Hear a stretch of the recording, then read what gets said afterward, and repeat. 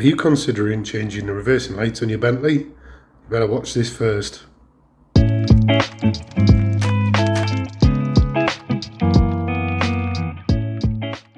Hello again. It's a quick one this week. I noticed that the reversing lights on my Bentley were looking a bit dodgy. They're cracked and they've got algae in them, so I thought I would learn how to take them out and replace them. Keep watching. So this is a fairly common problem. There's been some cracks with age over the years in both sides, and water's got in, and around the bottom there it's got all gunky and built up with algae, so we need to get these out. Now, as far as I understand it, it actually is relatively straightforward. You apply pressure at the top and there's a clip at the bottom that'll come out. You might be able to do this with one hand, so we'll see. No. There's 2 fingernails gone. Starting to come loose a little bit. Just going to go off camera and use both hands. Back in a sec.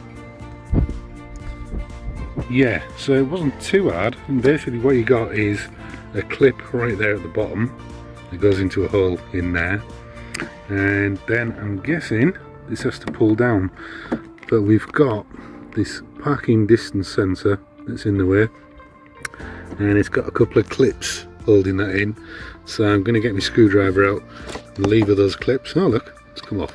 Well, that was handy. Right, okay, so we're already off with that one, and then next there'll be the light connections at the top, so we'll just wiggle it out carefully, don't want to damage anything. There we go. So now we've got access to the back, and I'm assuming that this twists off. I'm also assuming that it probably hasn't been out for 20 years, so it's going to be a bit stiff. So we'll come back in a minute and see how we get on. So this has got quite a long lead on it, and it's a bit strange. It doesn't seem to want to remove from there at all. Looks as if that's actually just stuck in place. That is a bit surprising, but then you go, it's a Bentley, you never know, do you?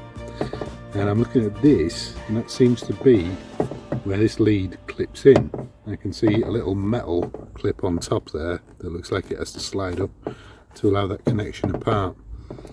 And I'm wondering if lifting that out will give me the access I need to remove the whole thing. But then again, as I was hoping to be able to repair this rather than replace it, it seems fairly academic.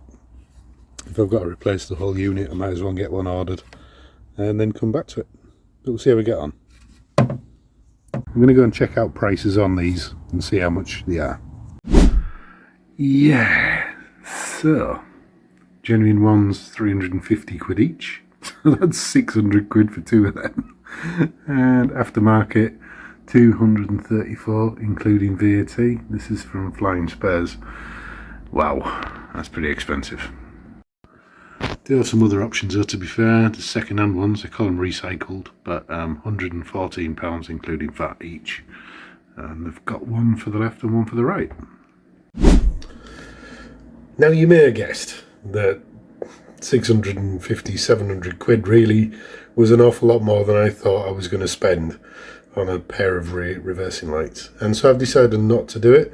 I'm actually just going to live with the fact that they don't look brand new, but then the car is only 20 years old, so I guess you're going to expect things like that. So refitting is the reversal of removal, obviously, and you just feed the top in, get it as far as you can, and then you're going to have to tease the parking sensor into place in the body. As ever, this is difficult with one hand, but doable. And then click it fully home so that the reversing sensor stays in place. That's it. And then pop it in position and press down on the bottom and the clips in. So they are really easy to remove. I think removing that clip inside the bumper might be a bit more difficult, but I'm sure it's not the end of the world. It's been useful to learn how to actually take them out, and if it's been useful to you, then I'd really appreciate a like, a follow, a subscribe would be great. And if you could share it with other people who might use it or find it useful, then I'd appreciate it. I'll see you very soon with another short video. Until then, happy motoring.